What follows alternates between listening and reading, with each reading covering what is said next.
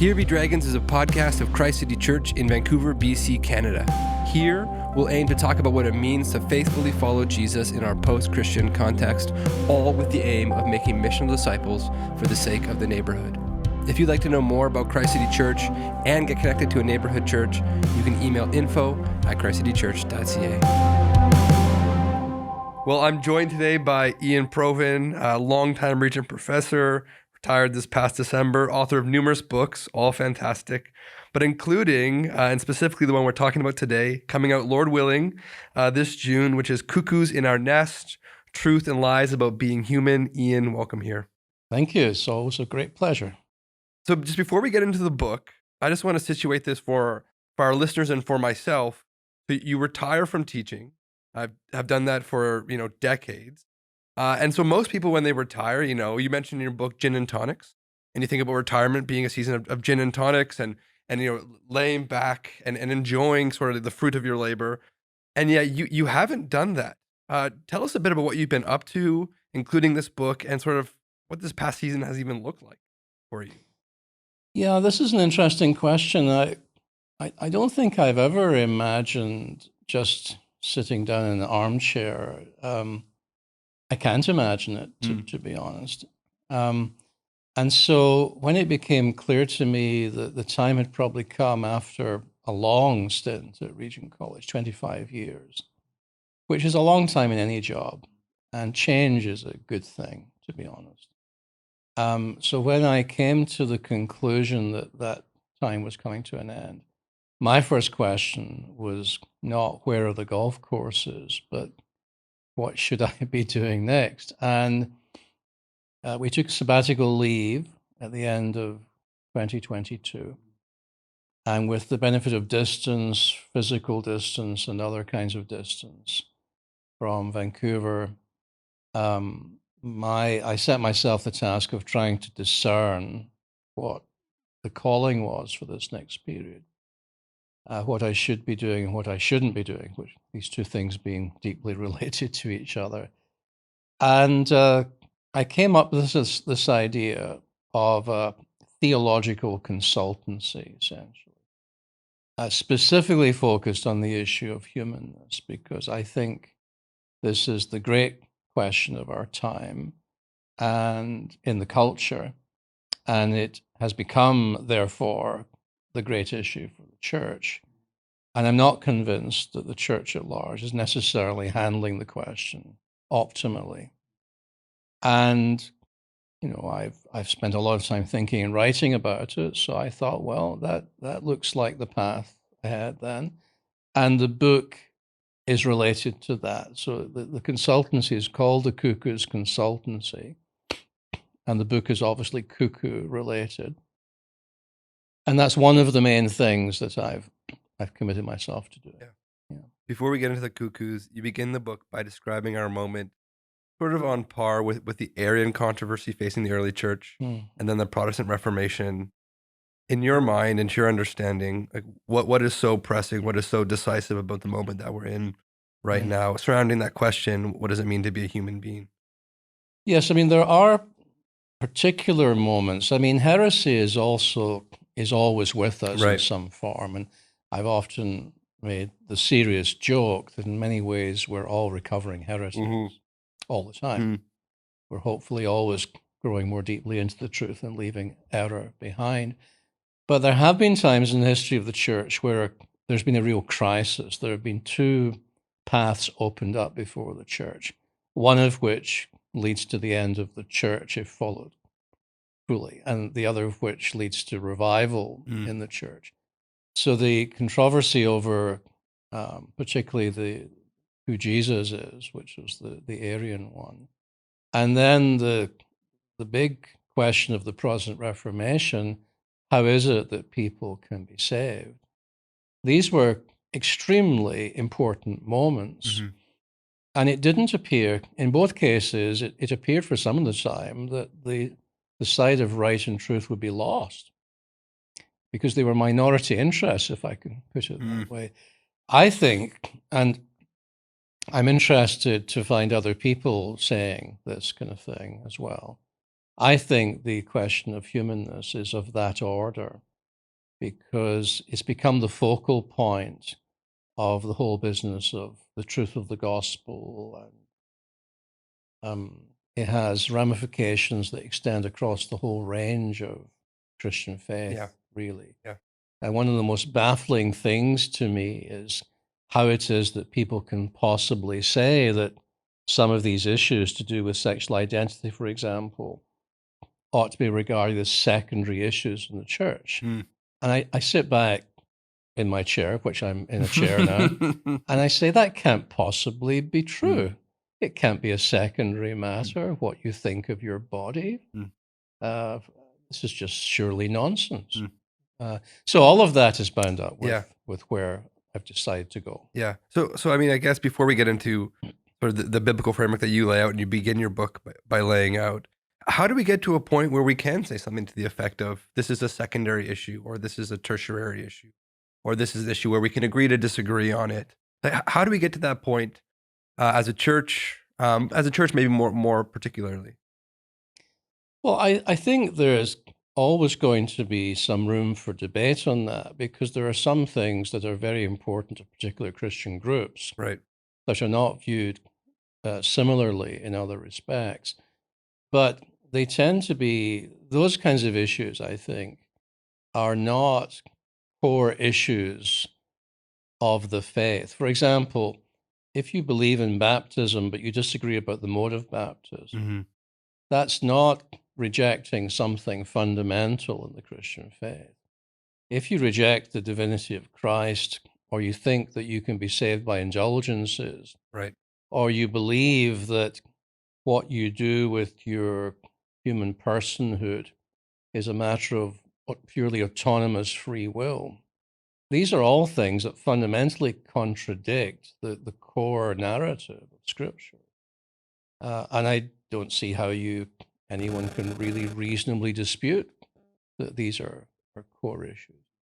So, of course, we do have to have sensible conversations about these things, but I don't think, to me, this particular one is, as it were, not rocket science.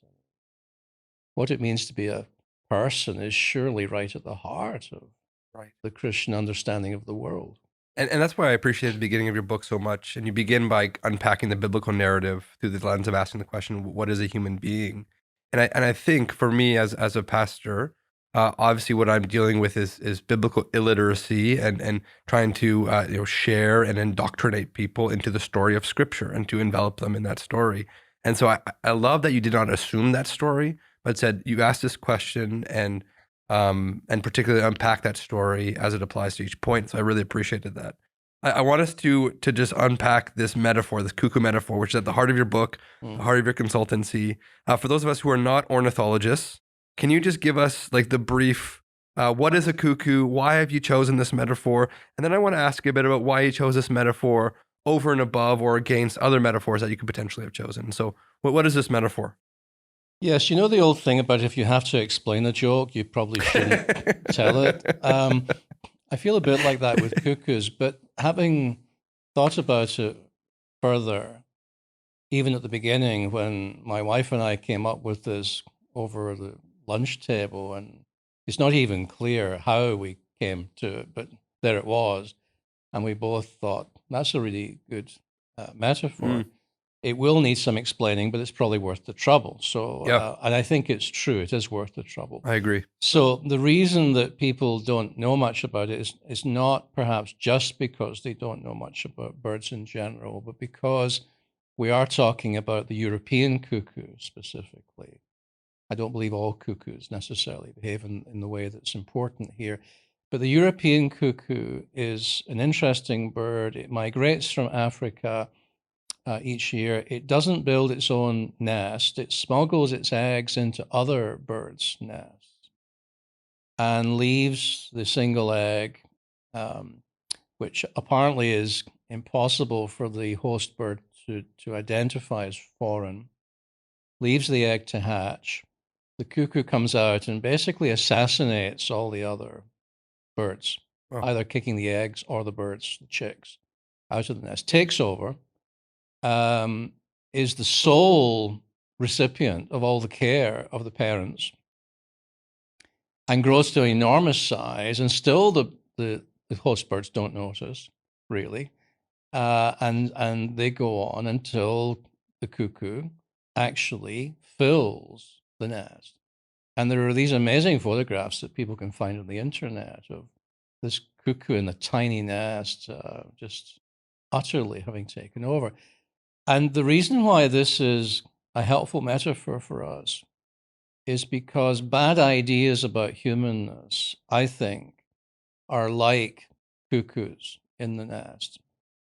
Not necessarily easy to spot, easily mistaken for a member of the family, but actually destructive of the nest and the other inhabitants of the nest. And I think thinking of alien ideas, wrong ideas about humanness as cuckoos in our nest is actually very powerful. Mm-hmm. Mm-hmm. So it's worth explaining. Yeah, no, and I really appreciate it. Why did you choose that metaphor instead of the metaphor of sickness or disease or something like that? That, for example, is it the insidious kind of sneaky, assassin like nature of the cuckoos that kind of does it for you, or is it something that's particularly about that helps? It's a very interesting question, the why question. Writers and artists and poets and songwriters get asked this kind of question all the time. It's amazing how often the answer is, I couldn't really tell you, it just came to me. Yeah, yeah. And we feel that way, my wife and I. We can't really remember the moment where somebody said cuckoo. Mm. But what we do remember is thinking about it immediately and realizing it was a great metaphor that nobody else that I was aware of had used in this context. And so the shock value, in a sense, is very worthwhile. Mm-hmm. Or even just the bafflement. Mm-hmm. Yeah. In Britain, of course, I don't know how it is in Canada, but there's also the temptation here to mock, because going cuckoo is a way of talking about going Mm-hmm. mad.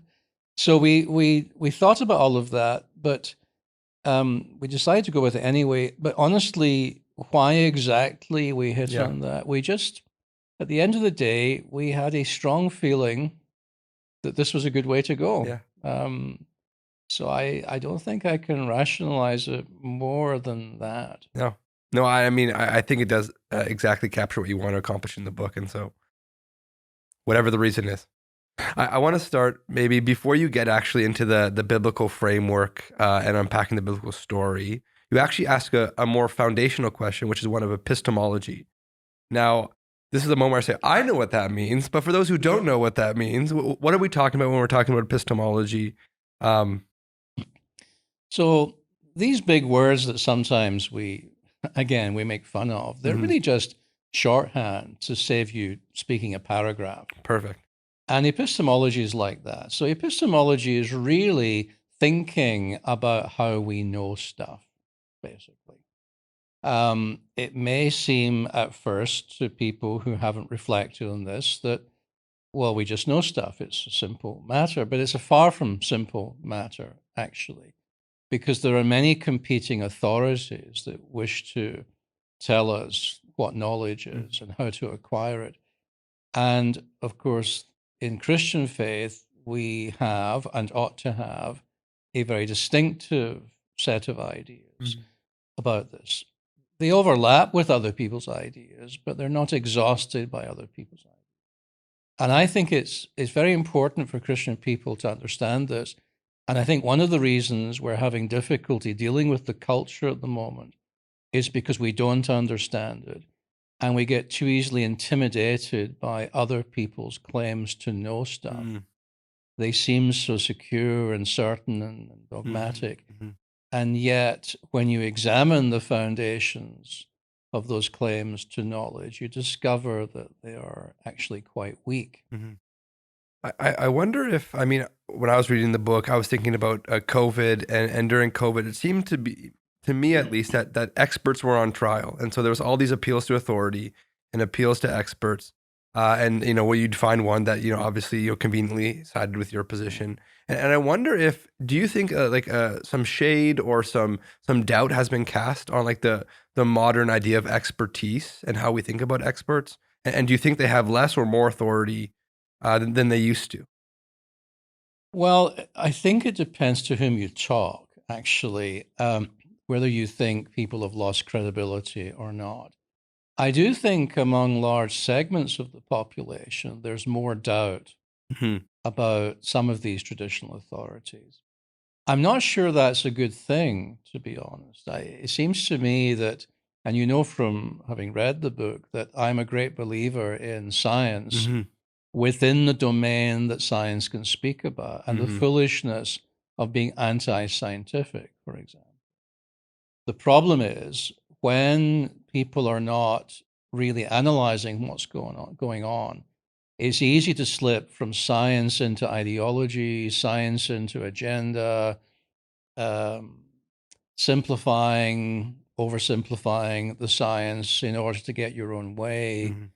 And so the business of follow the science is an idea that I both want to affirm and also to raise questions about. Mm.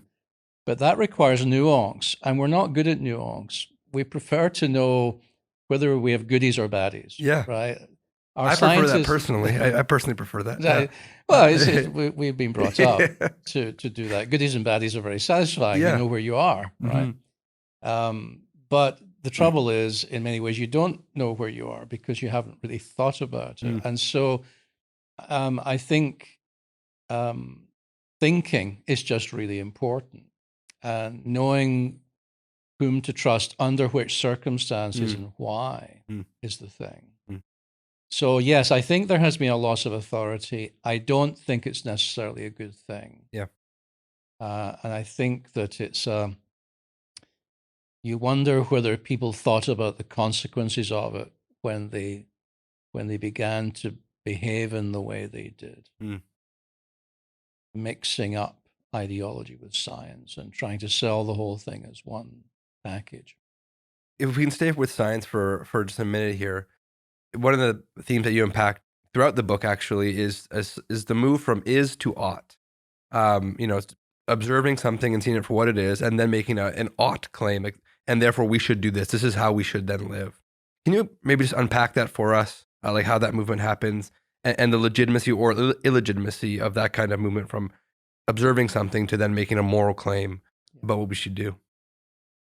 So I think we could probably safely say that in the world of um, certainly many religions or traditional societies, even, that authority in terms of how to live, what we ought to do, what we Hmm. ought to think, and how we ought to live, has tended to be grounded in the transcendent, Mm. broadly speaking, or at least in the gods, where transcendent might not be the best word because the gods are often conceived of as being part of the system, traditional religions. But anyway, if you ask the question, how did people back in the day decide on right and wrong and so on? It would be a mixture of things like revelation, custom, tradition, whatever.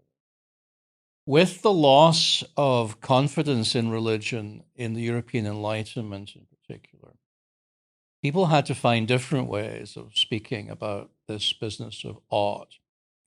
And they hit on the idea, and I'm simplifying obviously, but basically they hit on the idea of trying to derive ought from nature, Mm. the way things can be described to be. And they seem to have believed that you could indeed, many of them seem to have believed you could indeed move from description of reality generated by scientific endeavor, the is, to statements of ought. And this was convenient because then you could do without religion entirely, which for other reasons they wanted to do. Mm. Not all of them bad reasons, but that's a whole other podcast. And so we get this assumption, really, that somehow you can move from is to ought. But in fact, I just think that is plainly wrong. Right. And I give some examples in the book to Hmm. illustrate the way in which it is wrong. One of the ones I choose is cannibalism. Mm. Suppose you find that cannibalism is natural to bunches of people. Does Hmm. that make it right? Hmm. Well, I think many people would hesitate before making that statement. Hmm. So this has been one of the features, I think, of our um, post-Christendom societies for a while now, several hundred years. But the fact it's long-lived doesn't make it sensible. Mm-hmm. Uh, Staying with epistemology before moving on, I'm thinking in my mind of the high school student or the university grad right now, who is maybe a bit disorientated right now and who is wondering who they should invite into their circle of trusted friends in this moment. How would you encourage them? What are some ways, maybe even practically, you would say, Here's how you go about creating for yourself. Maybe not creating for something, that's the wrong language, but establishing this historically orthodox circle of trusted friends. How would you encourage that young person right now? Well, I mean, I think beginning at the beginning, so this circle of trust language, some of your listeners will recognize it who have wasted time, as I have done, watching too many movies in our lives. So this is from Meet the Parents, of course, Yeah. where the whole question of who's inside the circle of trust becomes a matter of fun. I did appreciate all the film references throughout the book. That was Well, fantastic, maybe by it the way. wasn't wasted then. No, it wasn't. It wasn't. So the question of epistemology Mhm. comes down very largely to the question, whom do I trust? Hmm. Because the amount of truth we can generate just individually through our senses is actually reasonably limited. And so we already wake up to the world finding we have trusted some people like parents and so on for a long time. That's a very wise thing to do. Although we weren't being wise, we were just being kids. But it's still a wise thing to do. Trust your elders, people who've been around more. So the question of trust lies right at the heart of knowledge. And the question for the young person, the high school person, therefore, is, well, whom should I trust?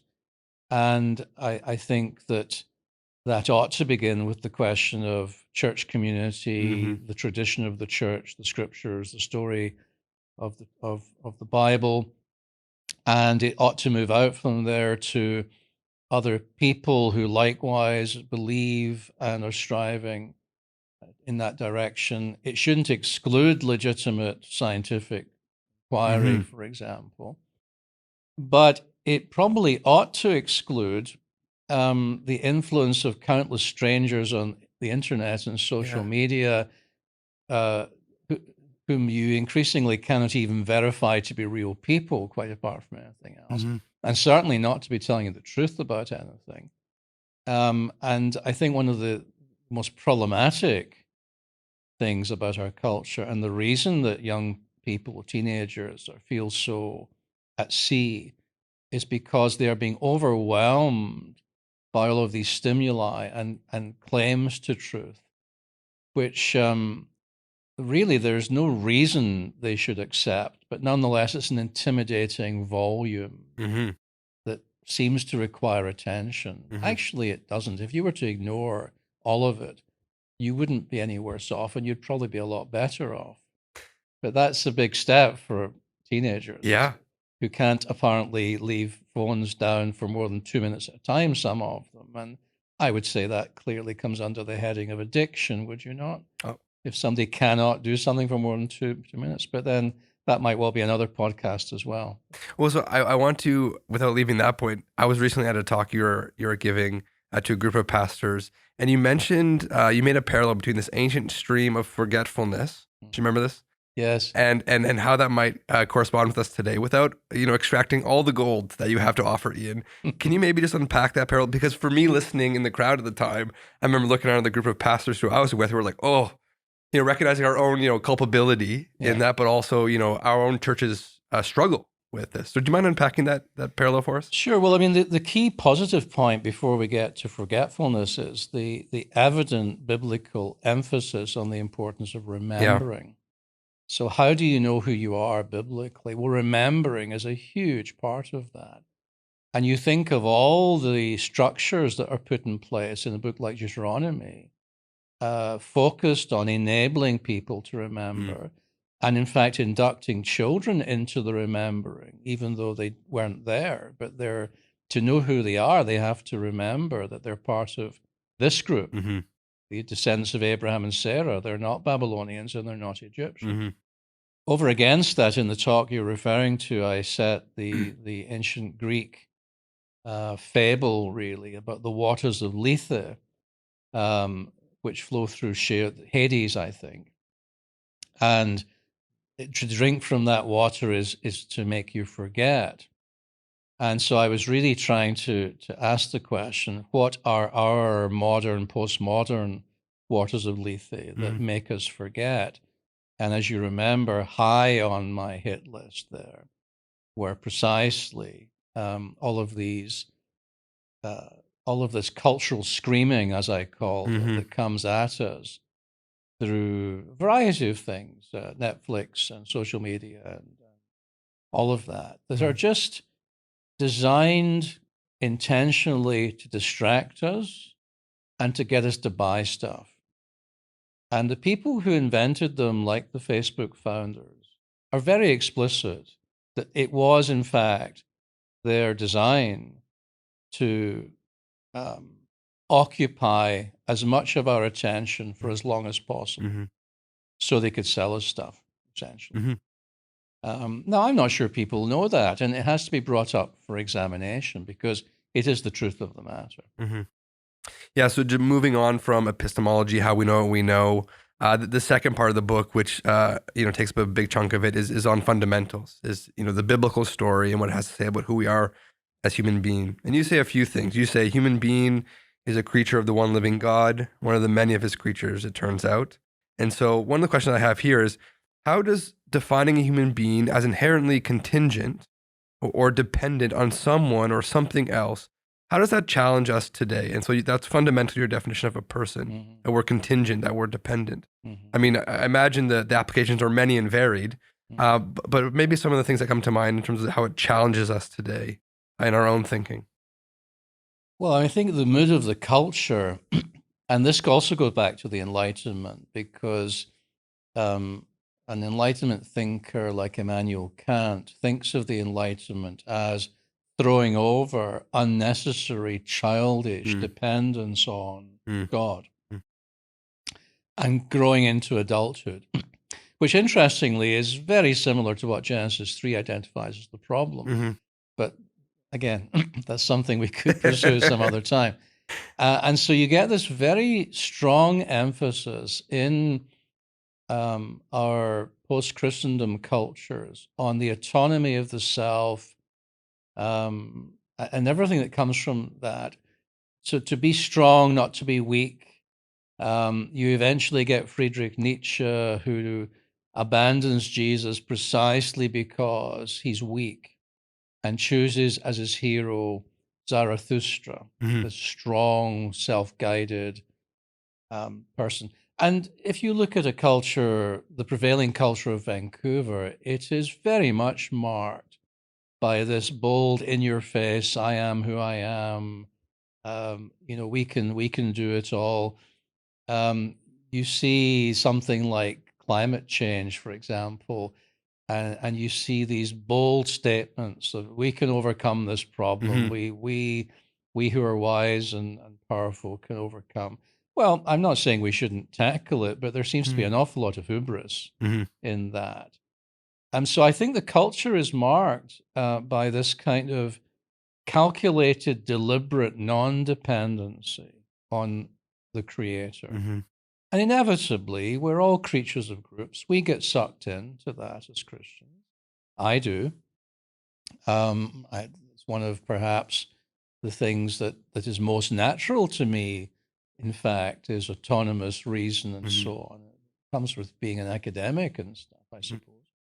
And I think we have to really just, again, remember the truth of the matter and adjust our posture and get with the program, the Christian program once again. Yeah. I mean, it seems like one of the themes that runs throughout the book, not just in the fundamental section, is this living in this now but not yet tension, where we're not giving way to some sort of defeatism, where, we shouldn't have hubris, and so let's just sort of abandon the project altogether. But at the same time, there is a humility that we are to sort of embody and to live into in view of our position as these dependent creatures. Maybe talk a bit about how eschatologically, or in view of how things end, this should inform right now what it means to be a human being, and that now but not yet tension that I think runs throughout your book. Yes, so I think this is the appropriate Christian balance. I don't think we should be pessimistic. It's not that I think we should say things like, we can achieve nothing in this world, it's all Right. up to God. That Right. would be, I think, to bail out on our God given task in the world, Mm-hmm. which is indeed as much as possible to make things better than they are. On the other hand, we recognize that evil is a real thing, that it has deeply woven itself into the fabric of existence, and that in our own resources, we shall never defeat it. It's just not possible. Happily, Mm-hmm. God has already defeated it. And so our optimism comes at the end of the day, not in our capacity to achieve total victory. We may win battles here and Mm-hmm. there, but our confidence comes from the fact that the end of the story is already written. So we inhabit a story whose ending is already clear. Mm-hmm. And this should be immensely encouraging, Mm-hmm. and not an excuse for doing nothing, but an engine for doing something. Yeah, yeah, Right? yeah, yeah, very much so. I mean, there's so much here. One of the things I love is, so as you read the book, there's these occasional like shots across the bow. So no one is safe in this book. That's just clear. No one is safe in this book. But perhaps the most unsafe are worship leaders in this book. I just want to quote page 36. Worship songs frequently appear not only to celebrate disembodiment, but to be sung in pursuit of disembodiment. And I bring up this quote, one, because I think it's awesome and I think it's hilarious. But two, one of the, I don't want to say chief cuckoos, but one of the, what you call like this bridge, you abandon the cuckoo metaphor at one point and you adopt a bridge metaphor. And you say there's this one cuckoo in particular that kind of brings over a whole bunch of other cuckoos that makes way for all these other sort of dangerous ideas or unhelpful ideas, perhaps more accurately. And that being this Platonic idea of the material world being bad and the spiritual world being good. And you say that human beings are intrinsically physical creatures given life by God, who breathe into each one the breath of life. They are, in a particular way, divinely animated matter. And that seems to be so, so, so important. Yeah. Can you unpack just what you're saying there, Iain, and then the very important implications for us today? Sure. And I may stop halfway through and let you ask the question Yeah. I lost track of there, because that's such a massive Yes. area. Let me say, first of all, yes, nobody's safe from this book, including myself, right? Beautiful. So this is the point, right? The point is to attempt to articulate the truth of the matter to which we are all accountable. So I bear no ill will towards worship leaders. And it's not written in that way. I want to be very clear. It's thank written, you. Yeah. Just to be clear. On the other hand, I do think that what we do is the best indicator of what we really believe, because we're all capable of deceiving ourselves at the level of words and so on. And when we observe, if that's the right word, when we observe what often happens in church services, it does seem rather worryingly to imply that the real purpose of the event that we're participating in is to help us escape temporarily our embodiment. And this is a preparation for the eventual escape from our embodiment, in which our souls will fly off to heaven. And the point is that this idea of souls flying off to heaven is Plato. It's really not the Bible. And I know that will surprise many people, because we've grown up with this language, and I did too. Philadelphia cream cheese commercials, Oh, right? yeah? Of disembodied souls. Do you know this one? No, I don't know that one. I missed that one. For the next book, Ian, you Okay, can pick all it right. up. Yeah, these commercials where there's there are these disembodied souls floating in heaven. Right. You get the image. Yeah. Well, I mean, of course, it's very, very important to object to this, because it makes a nonsense then of the notion of bodily resurrection. There's a reason why Paul's hearers in Athens made fun of him for talking about bodily resurrection. It's because they were Greeks, and the Greeks generally had no place for the body after this particular existence. But Christian faith, Jewish faith actually, and Christian faith, gloriously say, no, matter is not the prison for the soul. The soul is not the real you. The real you is a living soul, inbreathed by God, given life by God, and matter matters to God. Can I press pause there for a second, Iain? Yes. Because you make a big deal in your book about the difference between being a living soul versus having a soul or possessing a soul. And Right. that might not seem immediately obvious in terms of implications to the reader, but can you draw that out for us in terms of why that's so significant? Well, I mean, it's significant, first of all, because that's what Genesis 2, verse 7 says. It's amazing that people don't notice that it doesn't say God gave human beings a soul. It says that in the process of creation, these human beings became living souls, as you say. And the language that's used there, the language of soul, the Hebrew word nephesh, if you do a little, well, it would be a little word study, it would be a large word study, but it's very clear that this word is often used simply to mean person. It's not a bit, it's a person viewed from a particular point of view.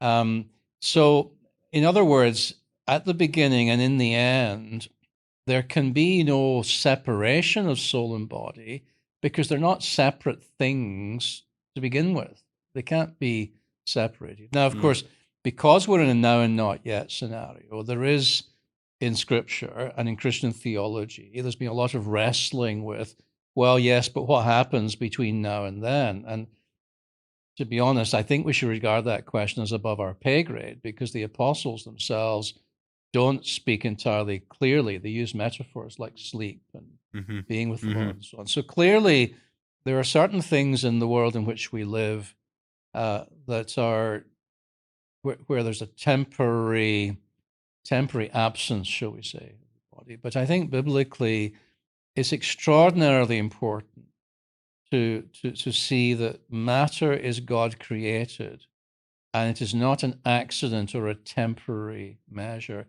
That then has tremendous complications, yes, implications for a whole bunch of other things, like do we honor the material world generally?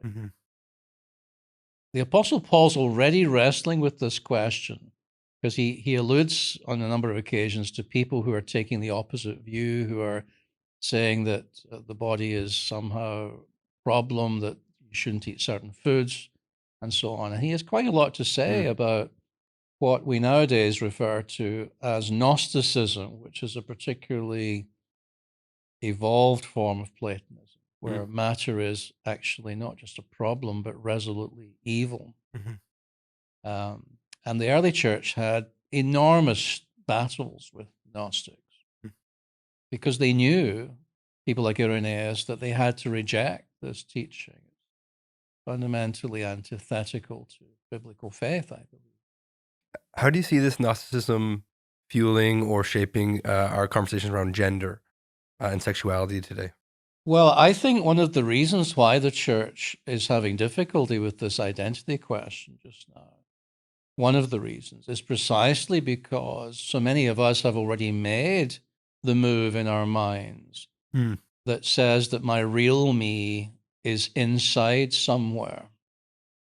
That makes it much easier then to become doubtful about Christian faith when people in the culture say, yeah, I agree with you.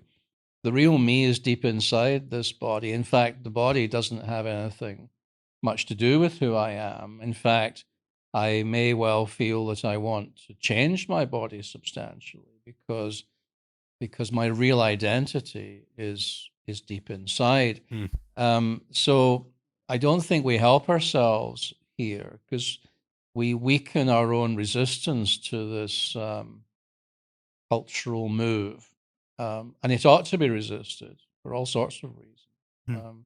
And not just Christians realize it ought to be resisted. A whole bunch of other people realize it ought to be resisted as well. Before we get into the particularities of these various cuckoos, and I do want to do that, I think it's really fun and important. One of the sort of the fountainheads is romanticism in your book and the influence of romanticism. Again, like epistemology, romanticism is something that we might be vaguely familiar with, but can you maybe just explain what we're talking about when we're talking about romanticism, Yeah. and then maybe how it is intersecting with our own thinking today. Well, this is very important because if we're going to understand where we are now, we have to understand where we came from, which is a bit like what I said about remembering a moment ago. Mm-hmm. So it's not just remembering the Bible, but remembering where our culture has come from. And fundamentally, that comes down to two realities. We've mentioned the Enlightenment with its emphasis on science and facts and reason and so on. Romanticism emerges as a counter movement, an objection to that, or at least to the excesses of that. And the Romantics, capital R, so not just romantics as in Mm-hmm. rom-coms, capital R, a series of writers, artists, and so on and so forth, who basically say, you're creating a prison for us with all of this emphasis on facts and reason and science. We want to find space once again for emotion, the irrational, and all of that. Right. And you see this in poets like William Wordsworth, for example. Well, it's from this romantic objection to the Enlightenment that by degrees we have come down now to the question of the real self being deep inside and having very little to do with our biology Mm-hmm. and so on. Right. And we're much more influenced by romanticism generally than perhaps we even realize in terms of how we think about these matters. And that divide, I think, between hard science on the one hand and romantic culture on the other is still a very evident dynamic of contemporary society. Mm-hmm. I think one of the interesting experiences of reading this book is that most of maybe what I'm reading or engaging with is so polemical and so tribal, if we can use that language, that reading the book, I found myself having whiplash often. And so, for example, you talk about romanticism and its influence, and unhealthy influence, and yet you have so much of the book dedicated to beauty and to art. And so, can you maybe speak, Iain, to like the sort of converse side of that, where beauty and art does have a place, but in its proper place. So what is, if it's not everything, what is the something that beauty and art does have in the place for a Christian? How should we think about it in view of what it means to be human today?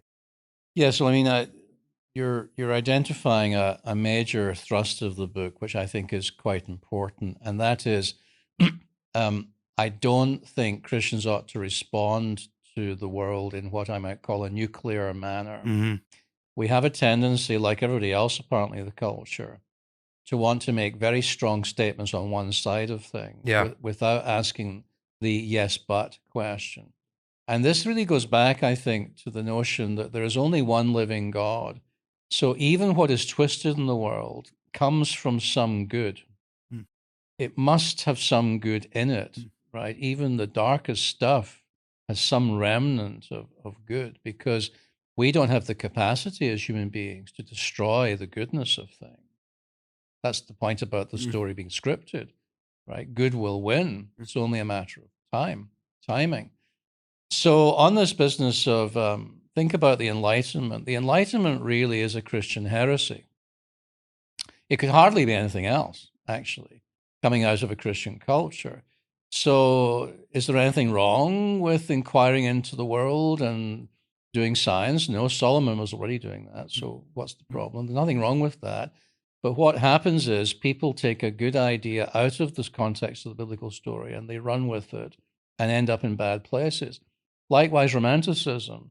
Are we simply minds and bodies? Well, no, of course not. So they're right to object to over rationalism and so on. But of course, they take it too far and it becomes the kind of really twisted culture we have now. So, what is it that they are twisting in that specific? And the answer, I think, is that God has created the world beautiful. And that we are called, as one of the things we're supposed to do, to create beautiful things in response to that beauty, as well as looking after the beauty of the world. And all of that's really good. And to that extent, if the Romantics are simply saying, if they were simply saying, we have to find a really important place for this because it's in the Bible, I would have no problem with that. And the proper Christian response, I believe, is not simply to reject the Enlightenment or to reject Romanticism, but to say the things that you care about most deeply here find their proper place within this biblical narrative over here. Yeah. And everything that's good about what you're saying is over here, but you have to leave all the other stuff behind because it's not good. That, I think, is a much more effective way of addressing culture, frankly. Not simply denouncing. I mean, I'm not saying we shouldn't denounce. There's some very wicked things going on in the world that require denouncing. But I think that if we're trying to draw people, that doing what the Apostle Paul once again did in the book of Acts, which was to find a point of connection, the unknown God, for example, and to say, you have true insight here, but this is where it belongs, over here. So that's a bigger idea in the book. Yeah. And I mean, I think it's something you're uniquely situated to talk about at length because as an Old Testament scholar, this idea of idolatry and idols, giving way to these elevated things, is that a connection that you see clearly in your mind where idolatry feeds, the Enlightenment, idolatry of reason and romanticism, idolatry of feeling and beauty and those kinds of things? Is that a connection that you see? Yes, I mean, when Paul speaks about this in Romans, when he talks about one of the early consequences of the fall is futility of thinking, right? So what we have is that a situation that when you abandon God, you don't really become atheist. This is one of the great modern delusions. You become polytheists, is what you become. You end up worshiping all sorts of created things to try to get out of them some kind of divinity that will meet your craving for divinity, because we're all created as image bearers. So we do have this craving. And so idolatry lies right at the heart of the problem. There's nothing wrong with reason. Reason is a very important God-given gift, which allows us to discern between truth and falsehood if used well. There's nothing wrong with beauty. Beauty is a wonderful thing. God made it. God makes the trees in the garden not only good for food, but pleasing to the eye. Now, why is that? People don't seem to sometimes understand the significance of that. Well, why though? Well, because we're created for beauty. Is there a problem with that? No. Can it become idolatrous? Absolutely, it can. Look at Hollywood, or just look around Vancouver, or indeed look into your own heart for that matter. Yeah, right? Don't have to go far. So the thing is, every good thing that God has created can be turned into idolatrous stuff.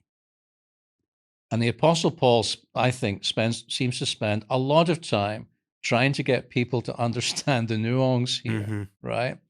Yeah, you're right. You're right about the idolatry. However, it doesn't mean necessarily you can't eat food offered to idols. And it doesn't mean you should be contemptuous of food in general or of sex or whatever, right? I think he's appealing to people to think Christianly about these things and to relocate the things that have got lost back in the only narrative where they can make proper sense and do us all good. And it seems to me like he's appealing to all these things in the context of the church, which is a really interesting part of your book, Iain. Is that so? As an individual who's prone to pendulum swings and polarization, is that I need a group, this circle of trust, and it seems to me that the circle of trust par excellence, is the church. Can you talk a bit about the role that the church has to play, indeed needs to play, in helping expose these cuckoos and teaching us that biblical framework? And what you identify three sort of key sort of components or parts of a church that really need to be emphasized and explored. Can you unpack that a little bit for us and the role of the church in all of this? Sure, I will, and then you can ask me more questions about it if I run out of steam.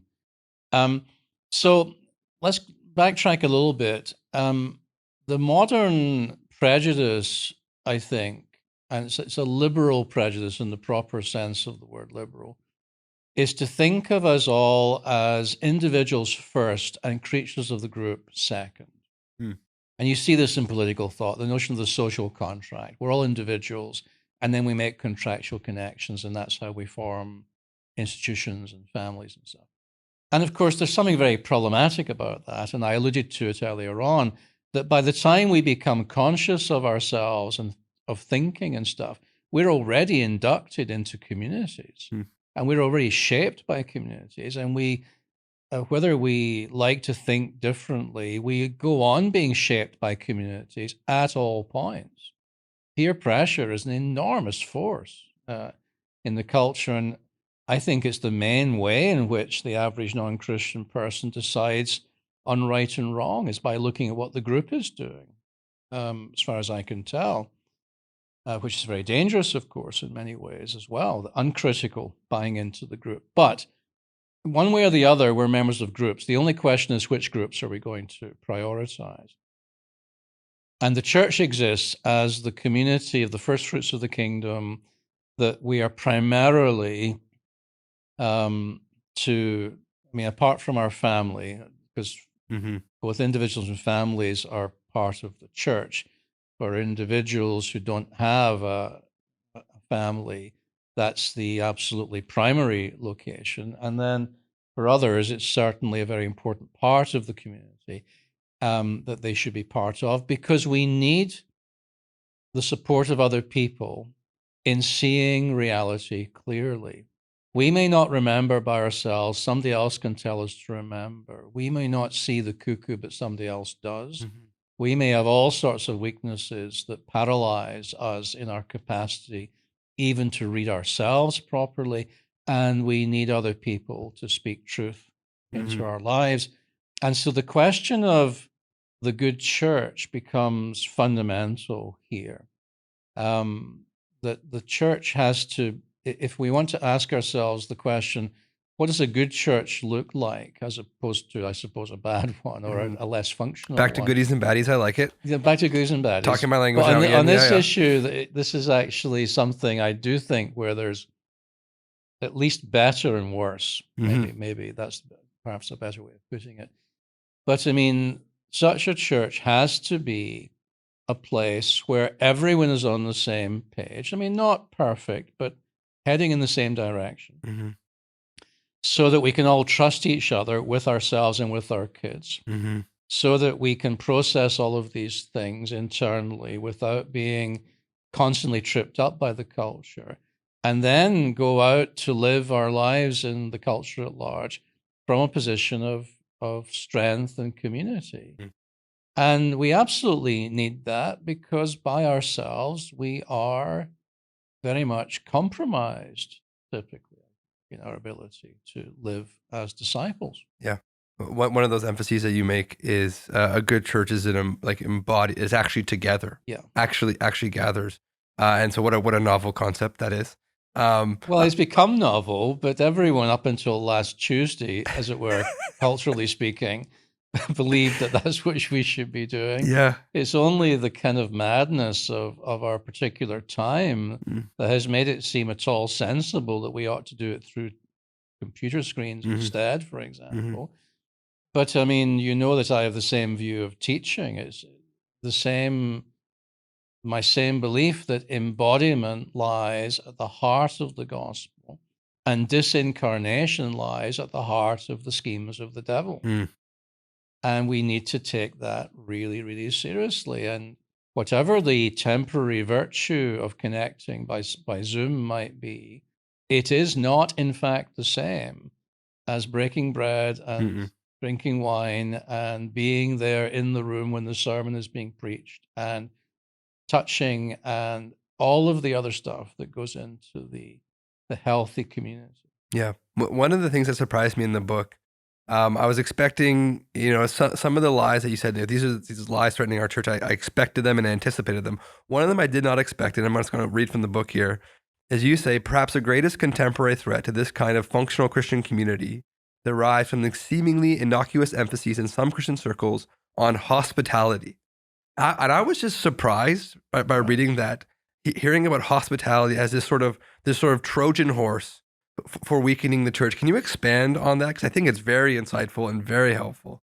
Yeah, no, I've been concerned about this for a while, and I've spoken a little bit about this before in different contexts. Again, this is one of these great examples where a good idea has been taken where it should not go. Hmm. So, does the Bible speak a lot about hospitality? Absolutely, it does. Mm-hmm. We should be, in a broad sense, welcoming to outsiders.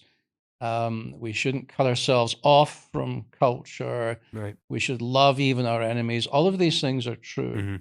But does any of that have anything to do with the nature of the church as a necessarily bounded community with boundaries that are actually quite hard? Mm-hmm. And I'm saying in the Bible, no, these two things don't have anything to do with each other. In fact, quite the opposite is the case, that when the Apostle Paul again sees people who are threatening the well-being of the Christian community, he says you've got to put that person, Mm-hmm. at least temporarily, outside, because that person is going to do damage if you simply leave him in situ.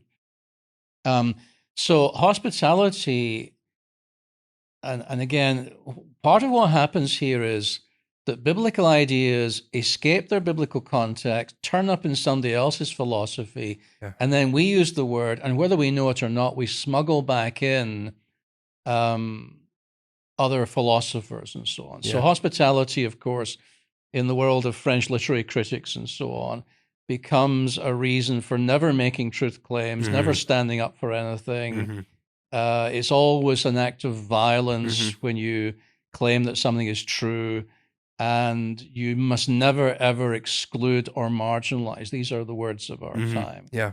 And of course, biblically, all of that is simply not the case. But the word hospitality, the concept of hospitality, is now routinely being used in many churches as a way of saying we have to be pluralist, we have to be diverse, we Mm-hmm. have to be inclusive. And that means that even people who hold radically different ideas about sexual identity, for Mm-hmm. example, have to be included in the same community. And my response is show me in the Bible where it says that.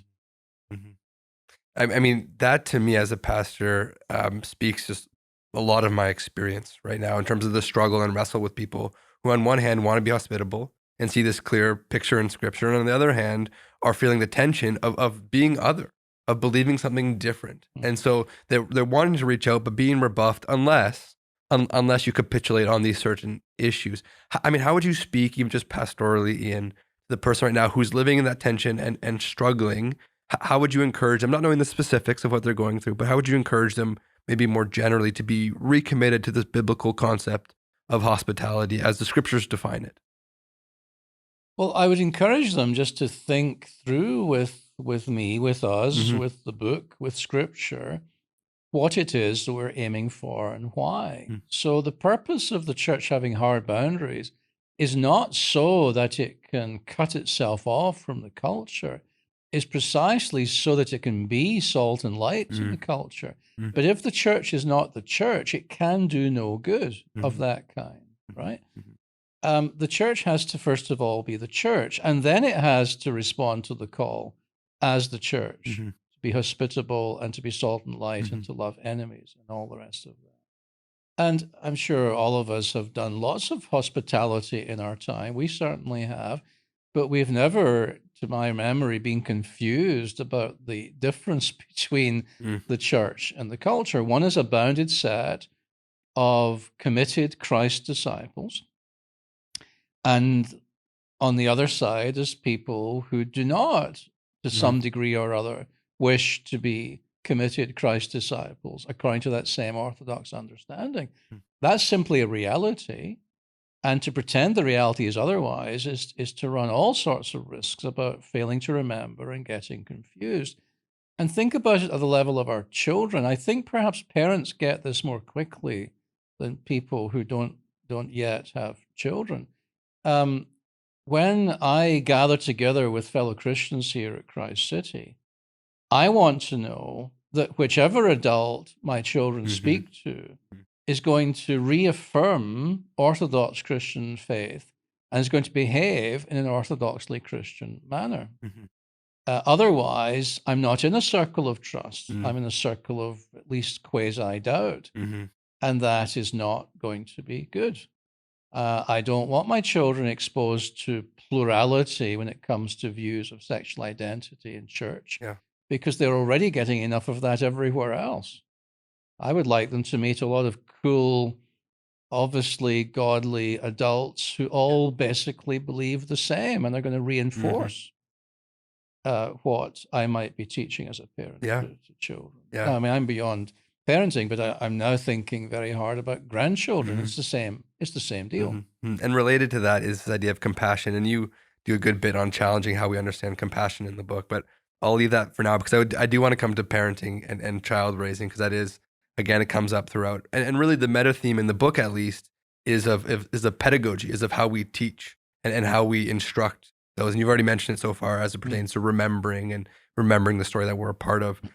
If you could speak to the parents, so there's various people I've been bringing up thus far, and so I apologize for putting you on the spot pastorally, but if you could speak to the parent who sees and feels this influx of ideology and a particular agenda and feels overwhelmed by it. We've mentioned the role of the church and having people speak into that and reaffirm historic Orthodox Christian faith. Maybe just talk a bit about the parent whose child is in a school where they're pushing a particular agenda. What does it look like for them to walk faithfully in this time? How would you encourage them in this season? Yes, I mean, that's a very large question with a number of different layers. And take it wherever you want to go. And in a way, the answer would be it all depends. Yeah. Because again, I think it's a mistake probably just to lay down the law in these matters. Some children can manage a lot of tension in their lives quite well. Some children understand very clearly, because they've been well taught by their parents and by their church, what's going on around them. And they can navigate a fair degree even of hostility by peers without being compromised or overturned. Some cannot. Some parents are perfectly capable of going up to the school and talking to teachers about their concerns, and many are not. So this is what makes it difficult, I think, in offering advice. But the fundamental thing beneath all of that is it is our parental responsibility and nobody else's responsibility to raise our children. In fact, the Universal Declaration of Human Rights tells us so, interestingly enough, a very biblical document, by the way, in my view. It'd be good if people paid more attention to it in our present time. So parents are the ones that have the fundamental responsibility to raise their kids. And it used to be understood very clearly on all sides that schools were there to support the parents in that task by offering a number of specialist areas of education that were beyond the grasp of most individual parents. Mathematics, physics, and so on. Certainly beyond the grasp of this parent. And indeed, don't give me a math problem. I'm not your man, right? So, and even 25 years ago in Vancouver, our 4 kids went through public school, and we do not remember having any great difficulty with that, because these were not yet ideological times in the schools. By and large, the education was still kind of lowest common denominator. We just teach history, we just teach geography. And social studies was beginning to get the edge of it was there.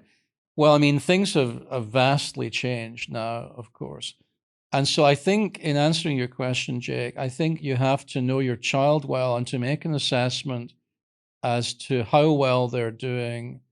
So if you already have children in a school system which is heavily ideological, or a particular school that's heavily ideological, I do think you have to ask very serious questions about that, because you want them to continue to prosper as young disciples of Christ. And if you find that, in fact, your attempts to deprogram them at the end of the day are just completely falling flat because they're now utterly immersed in the peer group, that's a problem. if you're thinking about whether to put your kids into this or that school, again, sometimes parents have very limited choices because they have limited financial means, Mm-hmm. for Yeah. example. And so I think some careful thought about the merits or necessity of homeschooling, Christian schooling, public schooling, because things do vary from place to place Mm-hmm. and school to school. Mm-hmm. So I think more than specific advice, I think people have to step back and try and get a hold of the big picture. Yeah. What are we aiming for as parents? What are the resources that can help us get there? And what are the threats to getting there? And how large are they? Mm-hmm. Can they be Mm-hmm. overcome or can they not? Everything should be judged, I think, by the answers to those bigger questions. Mm-hmm. I mean, the theme of education comes up so often in the book that I was wondering if the last chapter would be, and this is why I'm starting the Cuckoos Educational Institute, which is a primary to university sort of school. Is that happening, Iain? Is there a school in the works that you're founding? No, No. no, I don't see that in my future.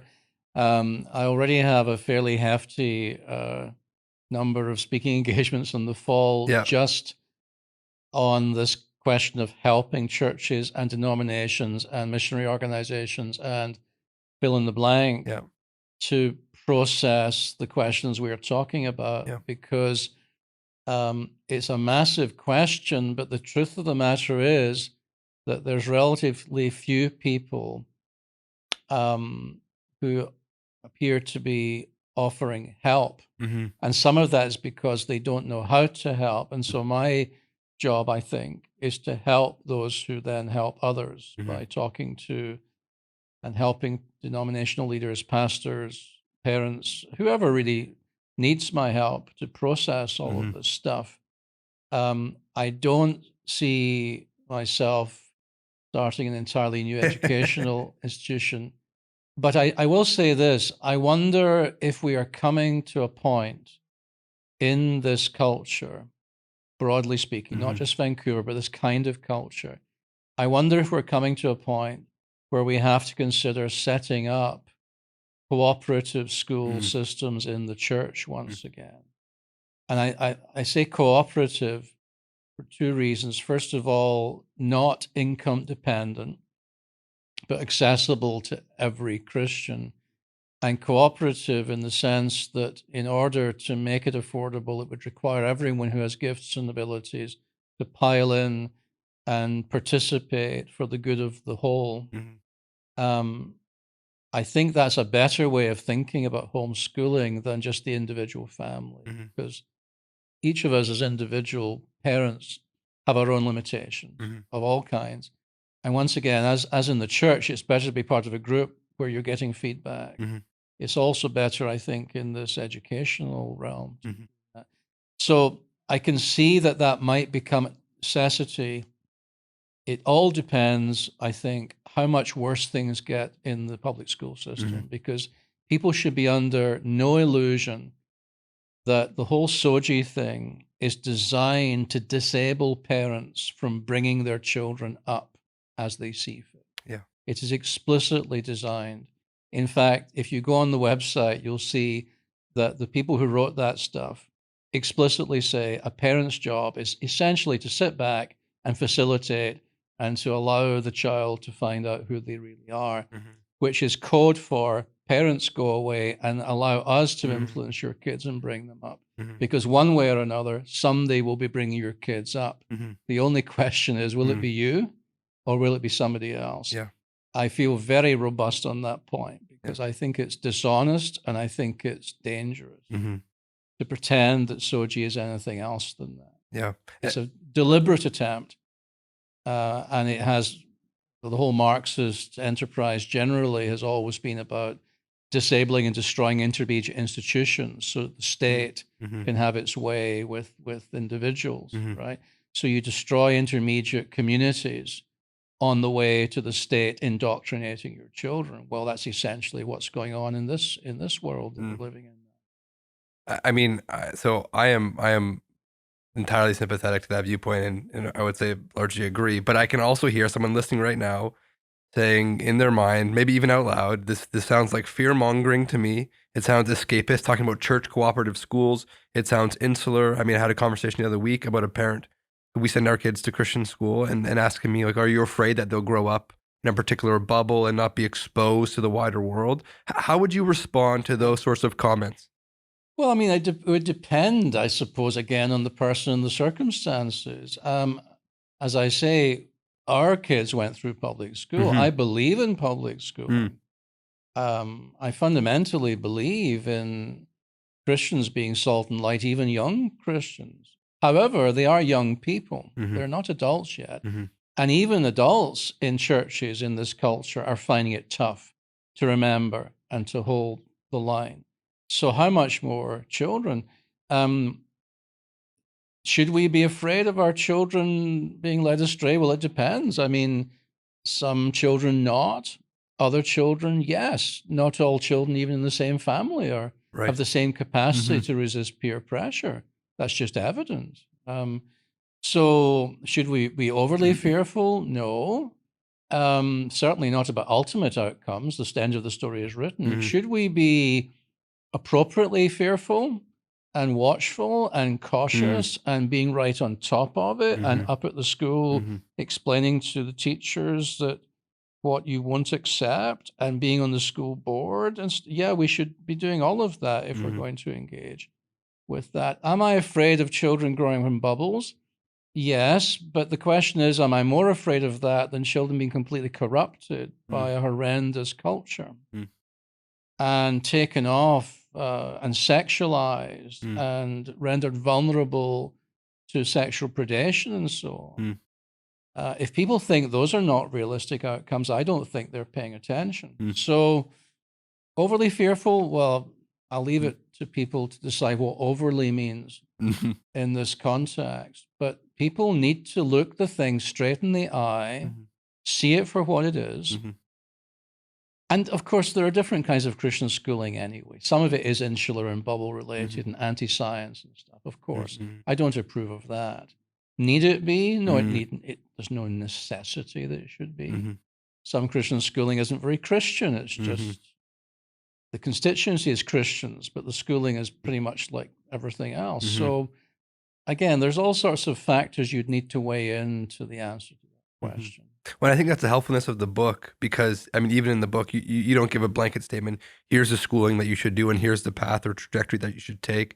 Because one of the cuckoos that you do come to is moralistic therapeutic deism, and we all know Christian schools where that's the predominant worldview or the predominant religion, anyways, and so there's no safety in that particularly. No, indeed not. I mean, the fact of the matter is that it's perfectly possible for children to graduate from some Christian schools looking pretty much like any graduate from any school with no particularly well-developed sense of Christian faith or the ability to read culture and so on. And so you don't solve any problem just by chucking the adjective Christian in front of something. Yeah.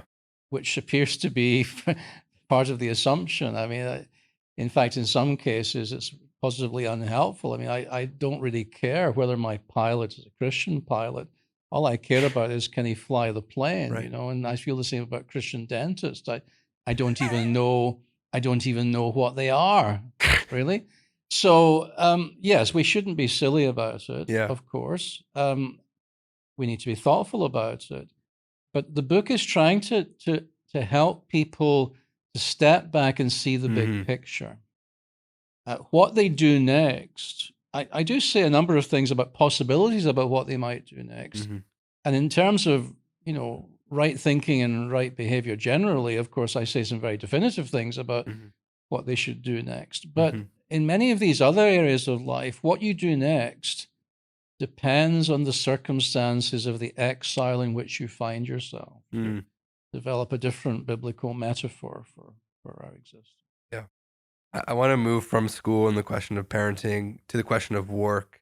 And you talk about Christians need not prioritize today the caring professions over careers in business, and how there has, among some Christians, been developing this negative attitude towards is it wealth accumulation or just making money?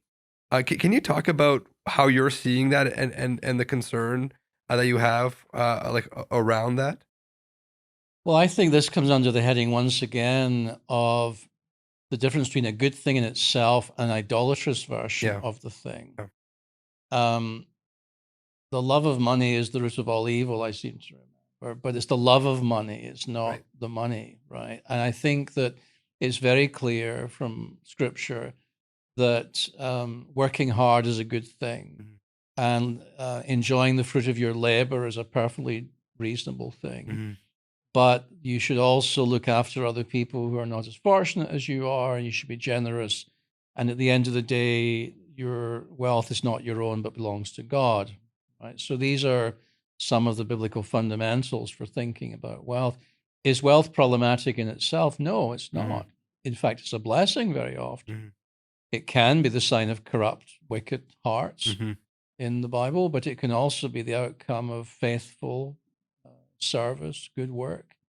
There's no reason to think, therefore, that this is somehow lower down the hierarchy of the kind of way you should practice your Christian vocation. I don't see any justification for that. But in the medieval world, in particular, where there was a hierarchy much bigger than that about which things were top and which were lower, it became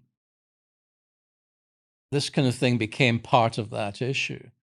It's very significant, therefore, that people like Martin Luther were very robust on this issue about all Christian work is good work. Mhm. There is ungodly work, but it's not ungodly because it's wealth creation rather than nursing. Mhm. It's ungodly because it's wicked and immoral work, Mhm. perhaps. So do we attribute and maybe this is particularly true of millennials, I'm not sure, but do you attribute this preference to of poverty over prosperity or money, like you write in a book a bit about like Marxist influences and where that might come from. You say on page 130, it's this great quote: striving to maintain oneself and one's family economically so as not to be a burden to others is simply one aspect of our Christian discipleship. Yeah. And I was just thinking to myself, like, that seems to me at least to be a very like countercultural. There seems to be just a clear preference for just like just getting rid of everything. Fearful of the idolatry of money, I'm just going to get rid of it altogether. And again, we're asking the why question here, Iain. So like the why question is a bit hard to ascertain at times. But where does this come from? Well, I think your hunch is right when you mention Marxism. Mm. And once again, let's think about all of these, and this is a pretty good thing to do, actually. Analyze all of these cultural currents in terms of them being Christian Mm. heresies, right? So we've talked about the Enlightenment and Romanticism as having important things to say, but being Christian heresies. Yeah. Marxism is exactly the same. Mm. Marxism is inconceivable as a philosophy without prior Christian culture. It's a heretical development of Christian thinking, which has some laudable concerns at the heart of it: justice, fairness, people enjoying the fruits of their labor, Mhm. but casts it all in a resolutely this worldly kind of reality in which the eschatology, the end story, is not the end story of Mhm. Christian faith, very much not Mhm. the end story of Christian. So again, what has happened here is what has happened in these other cases. It's happened with hospitality. You take the Christian idea and somebody develops it. They wouldn't have been able to do it if it hadn't been there, but Mhm. it was there already. So they Mhm. develop it in a very different way. And then because somebody reads Derrida at university and Mhm. stops reading the Bible, they bring it back Mhm. in Derrida's form, French literary critic, in Mhm. case some people don't know, not in the biblical form. Likewise with this issue of wealth, it seems to me. I don't think you could possibly get to the idea that wealth creation is problematic by reading the Bible. But you might well get to it if you come at it through the lens of Marx. And who doesn't, who's ever been to high school or university in Canada, for example? Because we have allowed our young children for decades, maybe even longer than decades, to be indoctrinated by leftist professors in all kinds of disciplines, mainly leftist. If it was rightist, I would say so. Mhm. I'm not a Mhm. You favor are of, very I'm not in favor even-handed of in this left book. or Yeah. right in that Yeah. sense, but it happens in this case to mainly Yeah. be leftists. So is it any wonder that people think that it's better to give away all your Mhm. possessions and be a burden on other people, specifically the state? Mhm. Well, can you imagine? I mean, it's not difficult to imagine what the Apostle Paul would have said about that, because he says a lot about that kind of sentiment in the New Testament already. Mhm. Mhm. So did the early church, Mhm. If somebody shows up, says one of those early texts, somebody shows up, make sure you give them a job to do. Mhm. Don't allow them to use the Yeah. gospel as an excuse for freeloading. Yes.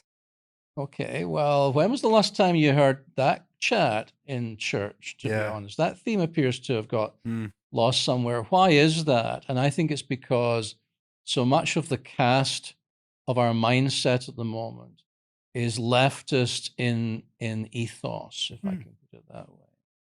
And some of us, in just the way that right wing ideology has been wedded too easily to Christian faith in Mm. a place like the USA, for Mhm. example.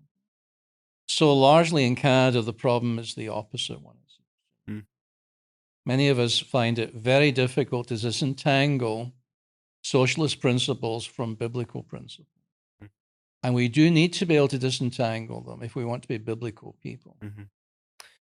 So we're moving on to this section entitled "Foreign Bodies," and you begin here to unpack some particular cuckoos, some species, if you will. I don't know actually if that doesn't hold up in the metaphor, but I tried. Um, and one of the things that you note in terms of identifying a dynamic within these particular lies is that they're often swapped out for each other as is convenient for the person who holds them. Mm. So one of those cuckoos being the follow the science cuckoo, where you just say, well, we'll just follow the science, right? They're making that is to ought Mm-hmm. sort of movement, and so you talk about that in the church. Then you have, of course, the romantic side of that, which is to look inside yourself, cuckoo, right? Which is Mm-hmm. just who are you truly inside of yourself, and then you also have this freedom to choose, cuckoo, and again, like you say in the book, people move between those all the time. Can you talk a bit about how that actually works itself out, like an Yeah. example of that, in our world, in our life? Well, postmodern culture has often been called a kind of pastiche culture, Okay. in the sense it's a bit of this, a bit of that, a bit of everything else, Okay. and you chuck it all together and you come up with your unique individualistic statement Mhm. of who you are and Mhm. what you Mhm. believe. Yeah. And in Yes. this case, you see that very clearly, because the Enlightenment people were only Enlightenment people, if I can put it that way. There was no pastiche about it. Mhm. Science was the way the world was going to become a better place, and it was going to become a better place pretty quickly through science and technology, and just sticking to that. Mhm. The Romantics tended to be very, very romantic, not something else. And then the will, the choice idea. Again, people who used to believe that, I think believed it fairly rigorously and dogmatically. Mhm. What we have now is a culture in which people sit more loosely to these ideas. They inevitably deploy them because they have to have some basis by which they can justify Mhm. their actions. But there's no consistency about it, either at the individual level or at the level of government policy, which I spend some time on in the book. Mhm. Just a little interesting thought experiment. Can you guess what the Canadian government believes about stuff from watching their actions over the last couple of years? And the answer is that the Canadian government doesn't believe anything very clearly. It simply uses what lies to hand Mm. to achieve the goals that need to be achieved at any given moment. But actually, I think that's how many individuals behave as Mhm. well. Mhm. So Yeah. when it's convenient, it's follow the science. So the whole COVID thing, that was a convenient way to do what you wanted to do. And I'm not disputing the motivations of many of those people, Mhm. how well-meaning they were. I'm just Mhm. pointing out that when they said follow the science, actually there was a lot more going on than Mhm. just that. Mhm. And people weren't being honest about that. So there was that. But when it comes to the issue of transgenderism, for example, Mhm. we're absolutely not going to follow the science because the science very clearly doesn't speak in favor of that whole ideology. Instead, we will go with the gut feeling of the activists in this case. Mhm. And then when all else fails, well, it's his right to choose, Mhm. right? So if every other argument fails, just refer to choice and dare people to say, no, it's not. And you realize when you put it that way, how unlikely it is that you would ever respond to that choice argument by saying, I don't care. Mm. That's how deeply embedded it is. At Mhm. the end of the day, it's his choice. Mhm. So there is no coherence to it. And the reason I point this out in the book is because I think that Christian people get intimidated very easily by the force with which people appeal Mm. to these things. Mm. And it makes appealing to the Bible or to the Christian story somehow seem weak Yeah. because we've all been taught that faith is not as robust as intellect or science. Whether I hope we reject that, but there's almost a residual doubt in our Mm. minds somewhere. And I want people to understand that these appeals to these cuckoos are way weaker Mhm. than the Mhm. appeal to Scripture, which is, of course, an appeal to Christ. Mhm. So there's no reason to be intimidated by these cuckoos. And those three are really epistemological cuckoos. They're all Mhm. cuckoos that have to do with how we know stuff. Yeah. So, One of the cuckoos that's brought up that was actually surprised me, and there are a number, we won't talk about them all, is the Philistine cuckoo. And so you say Philistinism or Philistinism. Am I saying that right, Ian? I would say Philistinism, but I'm from Britain, so I don't Yeah. know. Well, I'll take your word. Yeah, I mean, you guys invented the language. Yeah. Philistinism is a resolutely negative posture toward the arts by materialistic persons disdainful of intellectual or artistic value. And so I grew up in a family that wasn't particularly artistic. Save a sister who went to drama school, but we mocked her ruthlessly for it because in our family there were things that, that were important, and the arts were not in that hierarchy of values. Right. And I was so deeply convicted by, first of all, by this. But I was just thinking through this. To me, the Platonic cuckoo, I can see the nefariousness of that. You talk about like the Nietzschean cuckoo. I can see like the nefariousness of that, and we will talk about that, or we don't have to. But to me, this seems like a whole less, dangerous. Can you maybe help me? This is just, the podcast society, and this is personal counseling now. You're in the chair of counselor. Help me understand what's so dangerous about this disdainfulness of artistic values, Yes. or even just being bookish. Because it narrows our humanness. That's why. Hmm. So if the whole purpose here, you remember the old thing about man's chief end, Yeah. et cetera, to glorify God and Yeah. enjoy him forever. If our whole business as image bearers is in response to our Creator, Mm-hmm. to display the entire gamut of God's glory in our lives, Mm-hmm. right? Certainly reason and facts and stuff like that are important, Mm-hmm. but beauty is no less important. And the pursuit of the glory of God through art and drama and stuff is no less important. Mm-hmm. So what happens with all of these things when they become ideologies is they narrow, Mm. they exclude. You lose, exclude in a bad way. Mm-hmm. You make no space for these things, and we all become impoverished and maybe even imprisoned, in Mm. fact. So you remember in the book, I quote Charles Dickens' novel Hard Times, which I was forced to read at high school, hated it because I didn't understand it. I went back to it as an adult and I realized that novel is all about this point. Mm. Because Mr. Gradgrind is North of England industrial guy who's utterly bought into science and technology as the only stuff that matters, and is appalled to learn his children have snuck into a circus rehearsal, and says to his wife, I would have been surprised otherwise to hear that they've been reading poetry, right? Yeah. Completely disdainful. Now, what does that do? Well, it doesn't end well for the family in that book, right? Because we cannot live by bread alone, to paraphrase another scripture, right? We are created for beauty, and if we suppress or mock or whatever, and we've all done these things, nobody's who's sinless here. Good, that makes me feel better. Yeah, no, you're only one of many sinners, Jake. Appreciate It's fine. I too am a sinner, and I didn't always believe what I believe now. Yeah.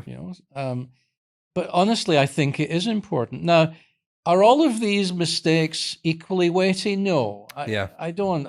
I've always had a problem with people who say, well, it's all sin. All sins are equal. Well, no, they're not. They're all sins. But murder's not, being angry is not the same as murder, right?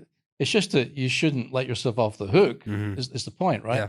So, no, are all of these cuckoos in all circumstances equally dangerous? No. But do some people get utterly crushed in this prison of rationality? Having no time in their lives for art and music and all of that? I think they do. I think that's an impoverished life, and we shouldn't baptize it with Christian words. Yeah. So, as a closeted humanities major, this has been a very liberating conversation for me. Right. I appreciate it, Iain. I want to end by looking at two things. And I was going to say very quickly, but I want to give you as much time as you need. You obviously write as somebody who has a background in educating educators and educating pastors, those who will serve the church. One of the things that you talk about, is the purpose of study and the beauty of study. You quip at one point, and I laughed out loud. It was awesome. God forbid that these students should ever linger too long in their studies and learn something that they did not already know. Do you remember the section that's a part of? Can you talk about a bit what you were getting at in that section? Yes. Well, this touches now on my entire experience in education and what is now happening in the world of education, right? So the traditional and indeed Christian view of education was that you gathered persons together with an older, wiser person, and that these people together in their embodiedness learned from each other. Well, first and foremost from the wiser person, the tutor, the philosopher, and that there was a lot more to all of that than simply intellectual endeavor. There was living together, practicing disciplines together, the whole business. And this has survived for a long time, even beyond the Enlightenment and the end of Christendom. The ideal, particularly of the Humanities Liberal Arts College, was never in the end of the day simply to teach people stuff. The goal was to teach people and to help to form them as persons. And you can go back to the Reformation in the city of Erfurt, where Martin Luther went to university as an undergraduate. There's a very famous quote that may or may not be in this book. It's certainly one of the other ones, where the guy says, the whole purpose of learning Latin is to become a better person. That's how they viewed it. No matter what you were doing, those things were good in themselves, language learning. But the real point of the whole exercise was to form persons. In the more secularized version, that was citizens. In the more Christian view, disciples. But similar sentiments, because one came out of the other. Right? That takes time together. It takes significant amount of time to induct people into a new community and to shape them and form them. It takes money, because to do that is expensive. For somebody, it's expensive. So time and money for sure. Probably there are other things, but let's just stick with those. Now, in this present moment, people who want to save time and save money have decided that, or are claiming that you can do this whole education thing just as effectively by completely other means than gathering people together for long periods of time and having them live together and so on. And in fact, it's much more accessible and all the rest of it because you're allowing people with less means to come and enjoy it. And it's much more democratic and perhaps even more Christian to do it that way. And I fundamentally reject that. I think that is nonsense. And that the kind of stuff that's happening now with distance education and stuff is not the same kind of thing at all, will not achieve the same ends, will not, in the language in the world of seminaries, will not produce the same kind of pastors. Because my experience, even of the last few years of teaching, was that under the Zoom hybrid regime, what happens is that individual people dislocated from each other geographically with no community of any real kind themselves tend to relate to the educational experience one by one as spokes on a wheel to the hub. Yeah. And although you can learn stuff that way, you cannot, in fact, learn a whole bunch of other things that are really important to formation. It's like we said with church. For formation really to happen, you need embodied persons to gather together and do everything that gathered people do. So you can see, I hope there's a coherence there, a consistency across the whole gamut of what we're talking about. Yeah. Matter matters. God created us this way and not some other way. Yep. And to fly in the face of that, particularly as Christians, is very problematic, it seems to me. But it's one of these many areas where the contemporary church has not done well in recognizing the cultural cuckoo emphases, analyzing them, and then choosing to do differently. Because that requires effort. There's a joke in the book, which I think is a very profound joke. It says, somebody once said, only a moment's critical thought would have revealed this to him, but a moment is a long time and thinking is painful. Yeah. That's a great joke, but it's really, in a way, not funny because it so describes this. So this giving in to the let's do it quicker, let's do it more efficiently, let's get people in and out of there like a sausage factory. Let's not worry too much about fundamentally impacting their worldview. Let's just, get them in, teach them a few things and send them back out. And somehow the world, leave the world aside, somehow the church will be better. As if what we needed more of at the moment was bureaucratic manager pastors rather than prophetic leaders. Well, I simply beg to differ. Yeah. So as I look around the landscape of theological education, specifically in North America, I am alarmed and appalled in different measure, depending on how deeply this ideology has taken a grip. Yeah. Not bureaucratic manager leaders, but prophetic pastors. That's a good line, wasn't it? I just made that one up. I'll leave that one with you. Going on the epitaph. Yeah. Well, it might well be my epitaph, actually, depending. Yeah. It's funny. I mean, the irony of this is the only time I've had related to you as an instructor, Iain, has been over Zoom.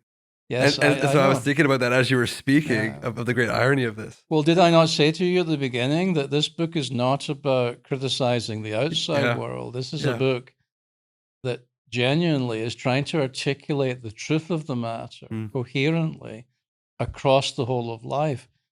Each of us surely must feel challenged, convicted, accountable, not because I'm writing it, but because if what I'm saying is actually true, we ought to attend to it. And always, even as an author, I return to my own books with a sense of being a stranger. I can't even remember where my headspace was when I wrote this or that. And sometimes I come back and I say, you know what, that's quite good. I like that. But I'm hearing Who said that? I know, exactly. But I'm hearing it now simply as a reader of a book. The fact is, my book is actually irrelevant, really. It's the truthfulness of it or not that's the enduring thing. Yeah. right? And there are things one writes that one wishes later one had not written, inevitably. So it's not all like this. But this is not about, it's certainly not about sitting in judgment on persons, institutions, or even government. Mm-hmm. It's about trying to articulate what a Christian view of the human person looks like and what the implications are of that across the entire spectrum of experience. Yeah. And hopefully then drawing people back from decisions they might even be in the process of making about all of these things, including education, but then including parenting, including all the other things we've spoken about. Yeah. I think that's a great segue to how I want to conclude. No one is safe in this book, including yourself, Iain. We've said it a few times now. What cuckoos, just personally, have you had to eject from your own proverbial nest throughout this process? You alluded to one earlier with sort of the individualistic, autonomous reasoning. Yeah. What has this been, just fleshed out in your own life as you've considered these things? Yes, I don't think I ejected any cuckoos as a result of the process of writing the book. Although I did learn more about some of them because I had to do more reading than I'd done before on parts that I hadn't written a lot on. But in the course of my life, I certainly have given in to the calls probably of all of these cuckoos at some point. It could hardly be otherwise because you're brought up in a culture, in a family, in a tribe, in a church, in a country. And that's the deck of cards you have when you begin the game. And you were dealt this deck before you had any choice in the matter. They're just there. So I grew up with, I was taught to have a very high regard for science, which I think we should. But I do think that at certain points in my life early on, I overemphasized reason, although that had a lot to do with the fact that my young life was emotionally chaotic and I needed something solid to hold on to. So perhaps having looked into the emotional abyss, I'm much more insistent on the goodness of science and of objectivity. And similarly, it's why I'm deeply unsympathetic to the look inside yourself thing. So no matter what I say about that intellectually, at a visceral level, I think it's madness because I've done it. And there's nowhere to go in there. And then other ones, I didn't even know where a lot of stuff came from until I became aware of Nietzsche, for example, and then it all just clicked into place. And if we went through all of them, which we won't, it's no time at the moment, I think it's probably true that I have a clearer view now of them all than I did before, and that my own mistakes have contributed to the clarity, I hope, I have now in describing them. Yeah. Because I feel that I see clearly where they lead if you give in. And if I can help other people not to go through the pain of discovering that for themselves, then that will have been a worthwhile endeavor. Iain, it has been so good to talk with you again. Lord willing, the book comes out in June. It's called Cuckoos in Our Nest, Truth and Lies About Being Human. As Iain said, there were many podcasts we could have had here today, and maybe we'll have to have a few more. Thanks for being with us, Iain. Thanks very much. It was great. Enjoyed it. Thanks for listening to this episode of our Here Be Dragons podcast. If you'd like to listen to other episodes, you can find them on Spotify or iTunes. You can also find sermons from various Christ City neighborhood churches on our website and iTunes as well. See you next time.